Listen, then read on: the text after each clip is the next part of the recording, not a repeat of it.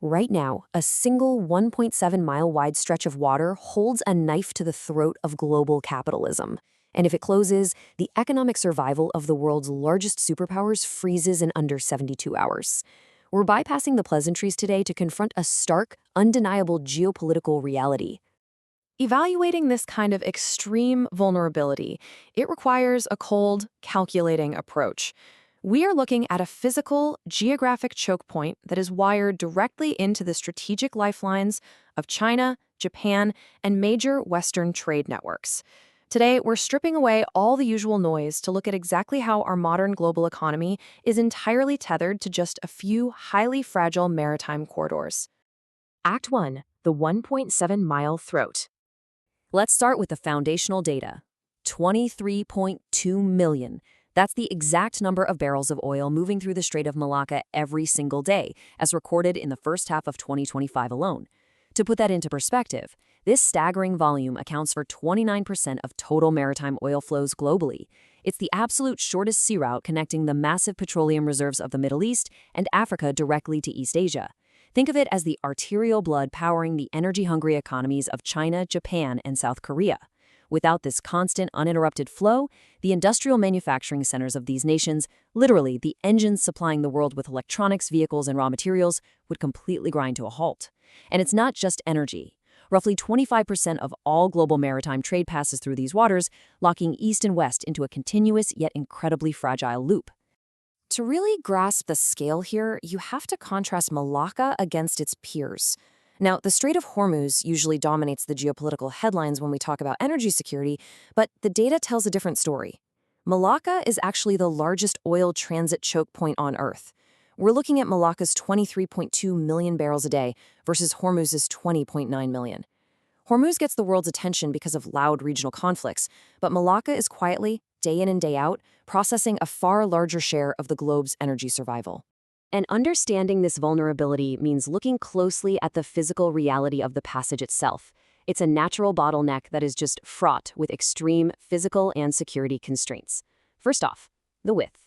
At its narrowest point, the Phillips Channel in the Singapore Strait, it is a mere 1.7 miles wide.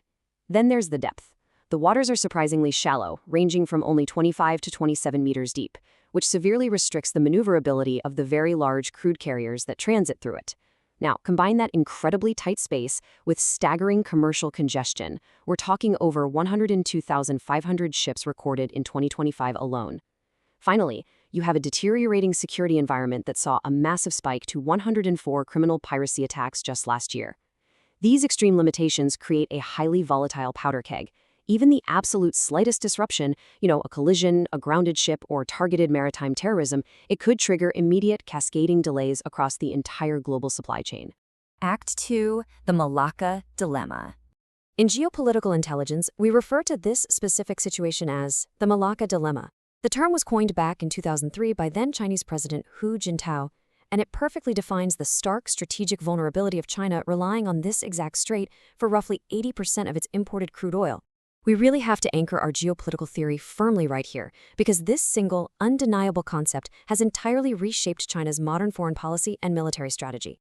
It raises constant institutional paranoia in Beijing over potential naval blockades by rival powers, specifically the United States Navy and its allies. A blockade in this shallow channel could effectively freeze the Chinese economy by severing its energy supply lines in a matter of days. And this exact geopolitical anxiety, it's triggered a multi-billion-dollar arms and infrastructure race across the entire Indo-Pacific. On one side, you have China's strategy to aggressively bypass and secure its supply lines. They're building this massive string of pearls port network in strategic locations like Gwadar in Pakistan and Hambantota in Sri Lanka. But alongside the naval expansion, they are engineering massive overland pipelines and the China-Pakistan Economic Corridor to physically route oil over land, bypassing Malacca entirely. Now, look at India's direct countermaneuver, the necklace of diamonds strategy. New Delhi is intensely focused on containment and monitoring. They're establishing strategic partnerships and naval access everywhere from Chabahar Port in Iran to Changi Naval Base in Singapore. Most crucially, India has fortified a major tri-services command right at the Andaman and Nicobar Islands. That's an archipelago directly overlooking and effectively guarding the western entrance to the Malacca Strait. But amidst all this superpower posturing, we absolutely have to account for the sovereign nations that actually hold territorial jurisdiction over these waters. The regional stance of the littoral states, Malaysia, Indonesia, and Singapore, is absolutely resolute. They outright reject any internationalization of the strait. While they do recognize the global rights of innocent passage, they firmly insist that security and oversight rests solely with them. They rely heavily on the Malacca Straits Patrol, which launched in 2004 to combat non-traditional threats like piracy. For these local nations, maintaining strict neutrality is everything.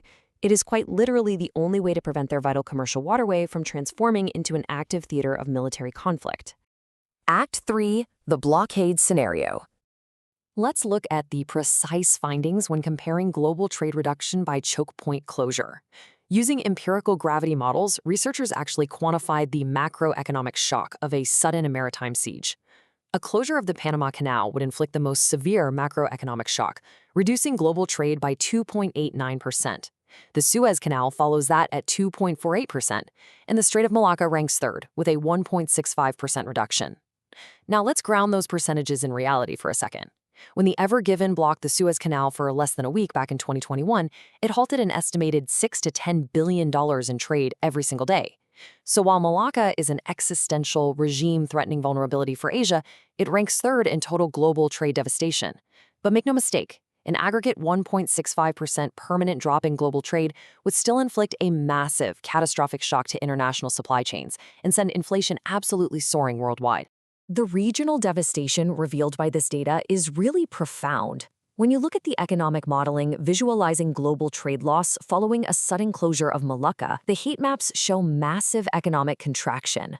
Countries heavily reliant on this specific routing bear the absolute brunt of the siege. Malaysia, for instance, would suffer a devastating GDP loss of over 4% in this scenario. Singapore, Indonesia, and Bangladesh would all register severe trade losses exceeding 5% of their total output. And those economic shockwaves wouldn't just stop at the local coastlines. They'd ripple outward, severely hammering the manufacturing hubs of East Asia, the maritime networks of the Eastern Mediterranean, and the energy sectors of the Gulf regions. But what if global commerce could artificially redraw the map? Economic models have projected the potential trade gains from opening the hypothetical Kra Canal in Thailand. By cutting a massive, heavily engineered canal directly across the Kra Isthmus, connecting the Gulf of Thailand to the Andaman Sea, maritime traffic could bypass the Strait of Malacca entirely. Now, the sheer scale of physical engineering required to slice through a landmass just to dig an escape route out of the Malacca dilemma, it's staggering. But the model indicates this geopolitical bypass would boost global trade by 0.7%. And while Thailand would obviously see significant localized gains, the data reveals a really fascinating geopolitical twist. The primary macroeconomic beneficiary of this new, highly efficient route wouldn't be China or Thailand, it would actually be Bangladesh. So, we arrive at the core of our analysis. If a single localized incident, whether that's geopolitical maneuvering, a grounded vessel, or a calculated naval blockade, in a shallow 1.7-mile-wide channel, can dictate the energy security and the economic survival of the world's largest superpowers. Are our international supply chains truly a marvel of modern efficiency? Or are they simply a house of cards just waiting to collapse?